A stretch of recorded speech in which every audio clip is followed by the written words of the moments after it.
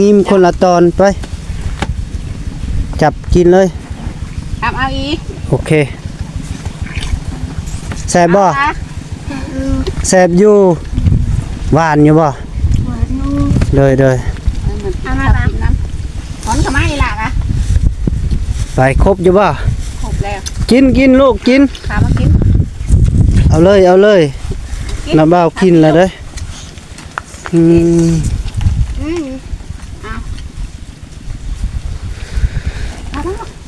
อีหยัง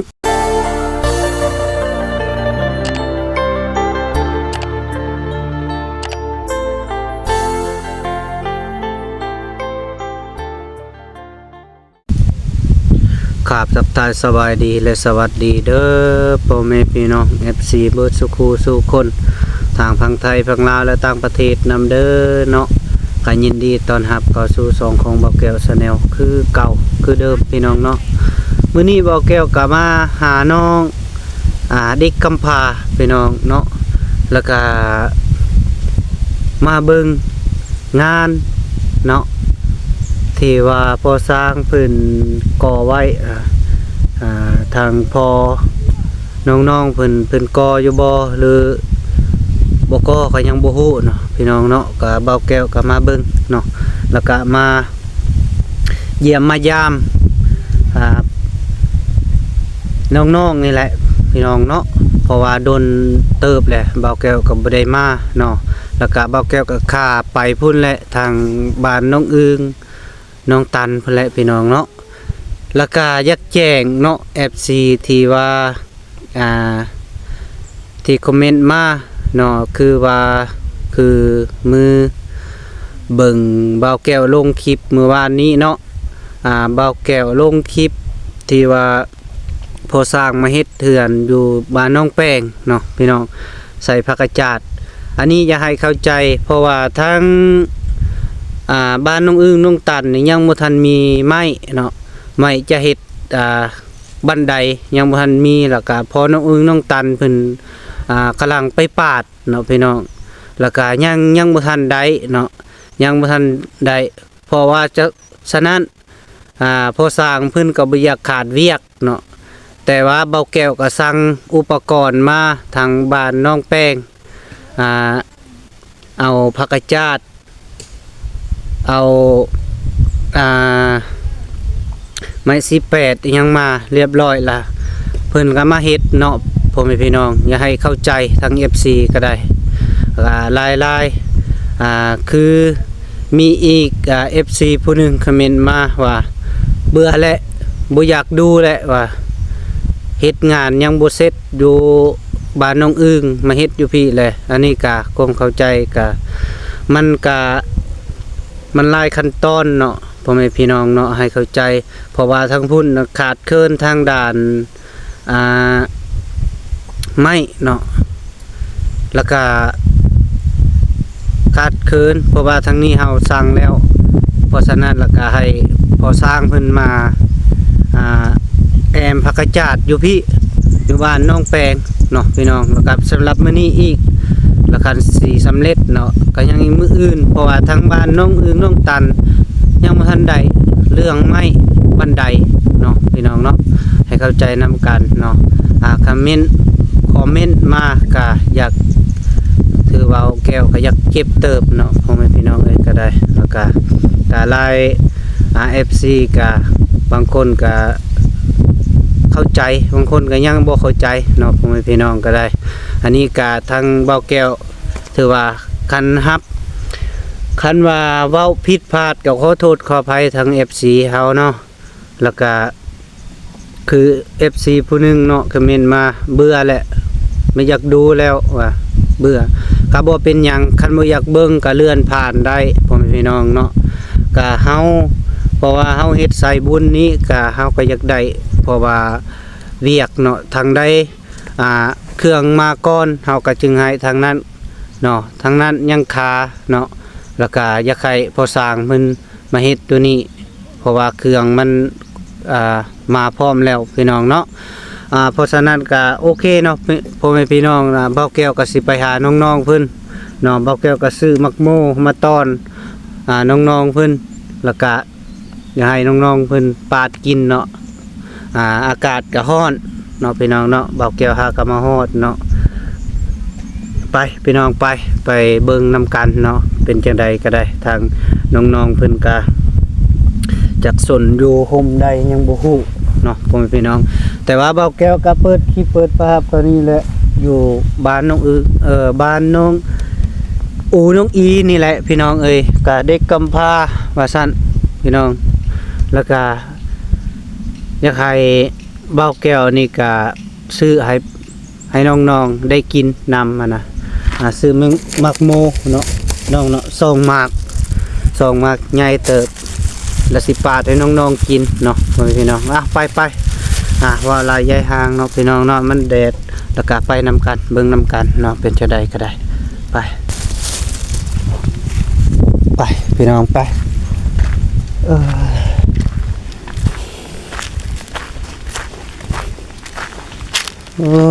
อากาศร้อนพี่น้องเอ้ย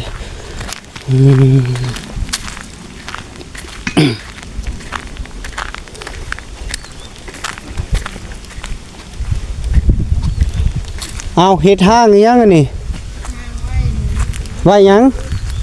ฮะแนวกินไว้ให้เขาไผเขาฮะ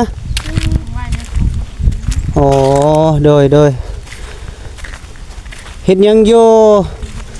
นุ่งแม่เสื้อฮะโดยสบายดีเด้อน้องอีสบายดีโดยมาใส่ไอ้โบเอาผ้ามา10 บาทมังโมให้เจ้ากินโดยไปนี่แม่มานำเด้อแม่มากินนำกันเด้อมังโมนี่อยู่พุ่นมันหอนอันนี้พอกำบังเนาะผ้าบัดพอสร้างอันน่ะบ่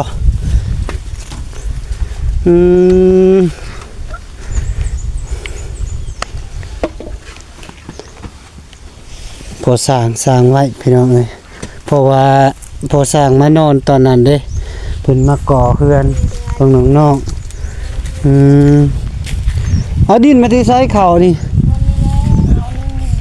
โอ้ขุดดูโพนนี่บ่ภายในขุดเจ้าขุดเองบ่แม่พร้อมโอ้พ่อแม่พี่น้องเอ้ยคักอีหลีเอาคู่บ่หิวดิใส่นี่พอติโทบ่มีล้อเนาะบ่มีรถเข็น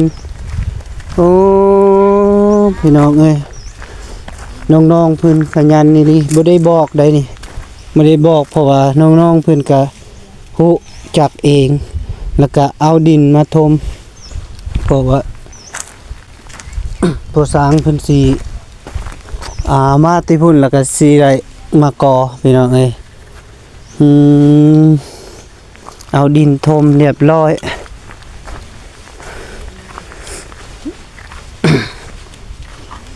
แดดเนาะน้องอูเด้น้องอูไปพุ่นบ่โดยพี่เด้โอ้น้องอูนี่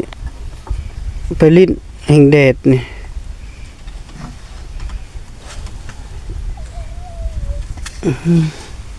กินข้าวกินน้ำแล้วบ่กินแล้วตะแกงไม้แกงหน่อไม้เอามาที่ใส่แกงหน่อไม้หักมาเป็นก้อนแหน่งมันเอาแหน่งมันบ่ได้หลายบ่ไผไปหักหลายแท้แม่บ่แกงตะเกียบน้อยเจ้าก็ไปบ่ป่านางป่าบ่โอ้ขุดได้จับมือแหละบ่มีรถเข็นเนาะขุดแม่นะโดยหิวเอาคันมีล้อเข็นก็แค่นี้เนาะพอได้มาถอก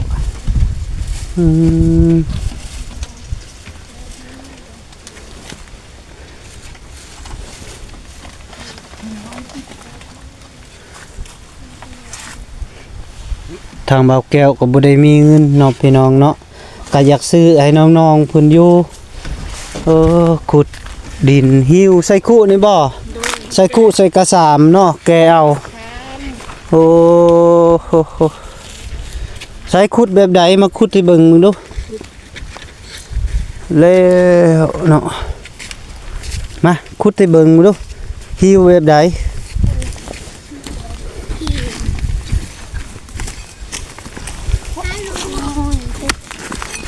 ขุดจากมือเลยขุดวานนี้แข็งบ่ แข็งหิวเช็ดผูกเว้ย โดยมันเป็นกีโพนเนาะแป้งระบ่ปากอ่ะนะคุมมองน้ำเฮา จมแล้ว อืมได้แล้วพักผ่อนก่อนกินมักโมไปกินมักโมก่อนไปเข้าห่มแดดแล้วได้นี่อายก็ยังแดดอยู่นี่ไปมากินน้ำกันให้แม่เพิ่นสบายดีเด้อแม่เด้อโดยปาดพากันกินสุกอยู่บ่ยังบ่ฮู้ได้สุกบ่ พอเดี๋ยวคนใส่ขิดขู่ บ่ โดย คนสิคุเนาะ โดย อืม พอเดี๋ยวใส่ขู่หิวเขา โดยคน2มื้อแล้วเนาะ โดย โอ้สุกอยู่เนาะ ทุกจ้ะ สุกอยู่คักเลยอืม ว่าให้หมูสักกาบ ไปได้อีก อีหยับเข้ามานั่งข้างอีแม่มาหยับเข้ามา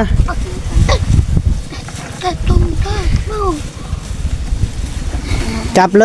ยคนละงิมคนละตอนไปจับกินเลย เอาอีก โอเคแซ่บบ่ เอา แซ่บอยู่หวานอยู่บ่ ห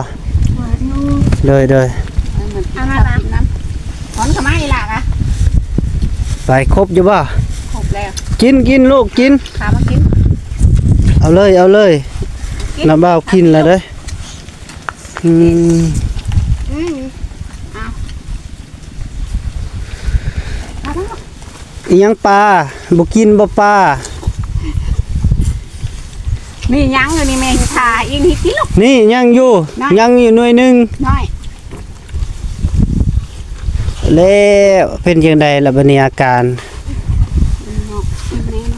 มาถอนน้ำพิม เออมานี่ลูก ตัวใหญ่น้อยได้ตัวใหญ่มาลูก โอ้อยากได้ตัวใหญ่เอาให้เป็นโตให้เพิ่นเด้อ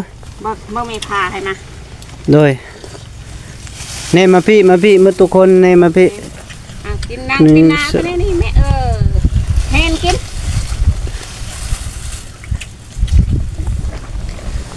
แซ่บบ่ แทนอยู่ แซ่บอยู่เนาะกินหลายๆเด้อเคยกินอยู่บ่มังโมปีนี้นะ นูหวาน ฮะเคยอยู่ไปเอาอยู่ไสเคยอยู่ เอาบอลไล่เอามาให้ อ๋อเบาไล่ซื้อมาให้เลยน้าบ่าวก็บ่ได้มา2-3 มื้อแล้วเนาะ โอ้ย โดนเติบ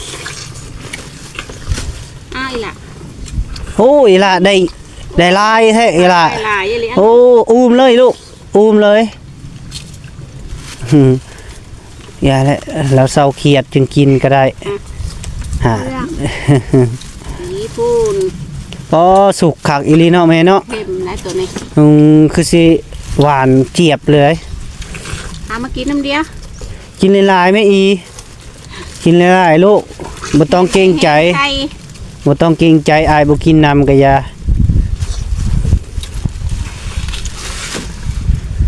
เกรงใจอายบ่หรือว่าเป็นใดๆปีหน้ามาพี่พระสิกินแบบนั้นมาพี่ ปลาคูไนมันออก ย่านบ่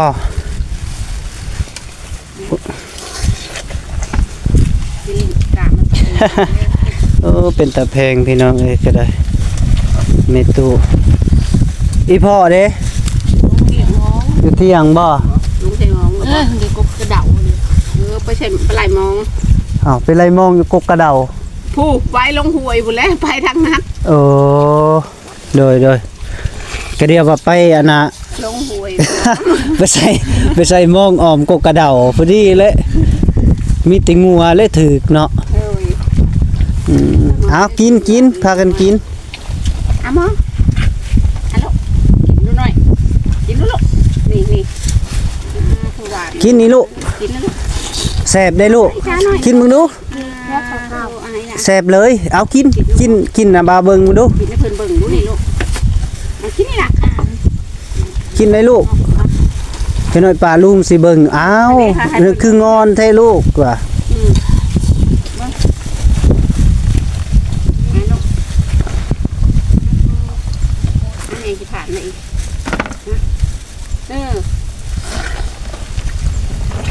ลูกคัดให้ลูกคัด กินกินหลายๆเป็นได้บ่แซ่บบ่บ่ได้ลูกกินคือยานมันมืดบ่ นี่ได้ กินหลายๆลูกกินทุบๆเด้คือน้องเฮือยกินนี่นะเรากินเป็นตาแซ่บได้นี่โผเห็นบ่น้องโนยเซลาโบยนี่ เป็นตาแพงคนนี้ผมเป็นพี่น้องเอ้ยตะมุตะมิอีหลี ผู้ผ่าน อืม จับมา น้ำงอขึ้นมองนะมวย น้าบ่าวเว้าตลกตลอดเนาะน้องอูเลยมักยิ้มเก่งไหมน้องอูยิ้มเก่งสิได้ผู้สาวไหวได้เพิ่น เห็นน้องน้ำเรา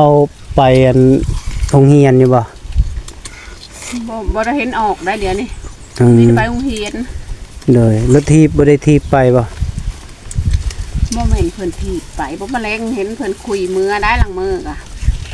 คุยมือคุยม้านะหลังมือก็ไปโรงเรียนเลยขึ้นมา อืมเลย เพิ่นถีบไปอยู่ถึงท้องกินทีก็กินนะ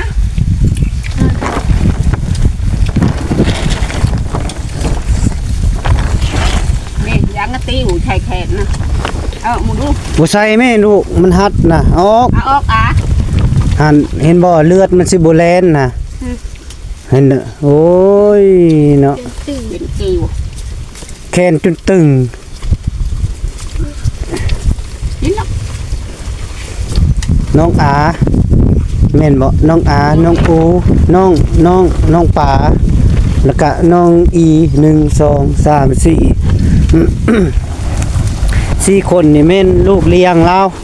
ของพี่น้องเอ้ยเว้าอีกก็เว้าเรื่อยๆไปอะนะ2คนน่ะแม่นลูกเราน้องเฮือยกับน้องหนุ่ยเซลาโบย อ๋ออิ่มแล้วบ่แม่น3งิมแล้วบ่ น้องเหมือนกันสี่เหรอ เป็นน้ำเรียน กินอิ่มก็พักพรอยากก็กินต่อเด้อ ลูกก็แบบ เห็นบ่น้องอาเอาอีกโยระวังได้มีด เข่าเลยนะ เข้าจวดได้น่ะ ผ่านน้องอีเบยล่ะ น้องอีนะบ่ปากบ่ติงนะยิ้มอย่างเดียวน้องอีใหญ่ได้เริ่มใหญ่ล่ะปล่อยลอยอยู่ วานนี่ไม่เท่าพาขนขี้ดินต่อยหอมเมื่อบานเจ็ดมือจุ่มพวกอ้ายเมื่อนำอ้ายเมื่อทางผีปะโดผี นี่ มา น่ะ ถามจำกับปั้นนี่เมื่อขายเวียนมันก็แกว้งติมันก็บ้าวนะ อ๋อ หมู่พาขนขี้ดินทีบเมื่อบ้านตั้งแต่ช้ำนี่อ้ายเมื่อน พอกินน้ำแล้วคือเข้าบ้าน ำโอ้พอเท่าวันรักเลยเด้ออีนี่วะ ก็บ่เป็นหยังเราก็ยังบ่ฮู้ เพื่อนบางคนบ่เคยเมื่อบ้านบ่เคยเมื่อบ้านจักเถื่อ โดย เอาเมื่อ โดย อ้ายหมู่พาเพิ่นลงห้วยลงหูอ้ายเมื่อน้ำ โดย กินแล้ว บ่ไปลิ้นเด้อไก่เด้อน้องอีเด้อ โดน จะน้อยหมู่พาไปห้วยไปห้องแล้วเจ้าลอยน้ำบ่เป็นแล้วก็ นี่นะ บ่ได้ลง น้อง ห้วยมัน น้ำตอนน่ะก็คือกันนะหมู่ชวนลงไปงมหอย จะน้อยบัดจมน้ำจมมีหยังอีกบ่ให้ไปเฮ็ดเวียกน้ำอ้ายนั่นแหละพากันเฮ็ดเด้อจะน้อยก็สิได้เฮือนงามแล้ว เห็นบ่ดินนี่ก็คอยคนเขาเพราะว่า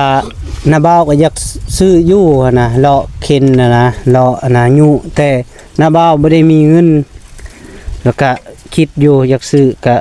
มาเบิ่งคือน้องๆเพิ่นนี่ก็ดุมันนะเฮ็ดหยังก็เฮ็ดนะเฮ็ดเวียกอิหยังก็บ่ได้แค่นะพ่อแม่พี่น้องเอ้ยน้องๆเพิ่นนี่ก็ขยันนี่ลิยอมรับ เฮ็ด กะ ข้าวช่าง โดยทั้ง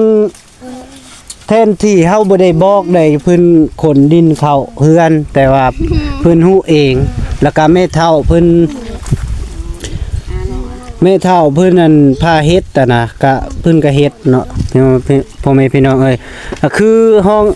ขุดคุมห้องน้ำนี่ก็เพิ่นขุด3มื้อแล้วก็สมเสยน้องๆเพิ่นนี่เนาะพ่อแม่พี่น้องเอ้ยบ่ได้แค่เรื่องเวียกใส่หยังก็ไปได้ ไม่ได้ถ่าย ใส่ได้เบิด ถ่าย อิ่มเลยบ่ลูก อิ่มแล้วบ่พากันอิ่มแล้วบ่ อิ่มเลยถอยออกมา มาอาสิถ่ายรูปเพิ่นมา ถามมาน้อยบ่ถึง เลย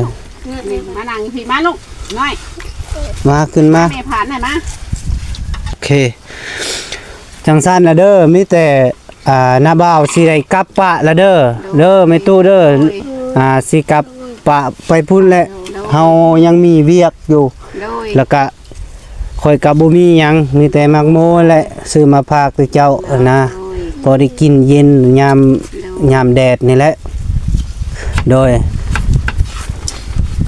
ผู้เช้านี่จุ่มเพิ่นคนเขาแม่ โดย มาหากิน โดย หาเฮ็ด โดย หาหน่อไม้ โดยสบายดีป้าลุงอีกเทื่อนึงโดยเอาเท่านั้นแหละที่ได้กลับก็เด้อ โดย โดยเอาพ่อแม่พี่น้องเอ้ยกะเบาแก้วมาหาน้องเพิ่นกะได้ลมเล็กๆน้อยๆแล้วพี่น้องเอ้ยก็ได้กราบน้องๆเพิ่นกะตะมุตะมิอยู่มากะรู้จักเฮ็ดเวียกรู้จักเฮ็ดงานพ่อแม่พี่น้องเอ้ยก็ได้เบาแก้วกะเลยมาที่พุ่นแล้วก็แวะซื้อมักโมมาตอนเนาะให้เพิ่นกินเล็กๆน้อยๆเอาขออยู่ดีมีแห้งสุขภาพเข้มแข็งเด้อพ่อแม่พี่น้อง FC เบิดสุขสู่คนแล้วก็ทางผู้ใหญ่ใจบุญใจดีขออยู่ดีมีแห้งไปใส่มาใส่มีคนหักคนแพงแล้วก็ขออยู่ดีมีแห้งให้อายุมันคนยืนสุขภาพเข้มแข็งเด้อขอบใจหลายๆ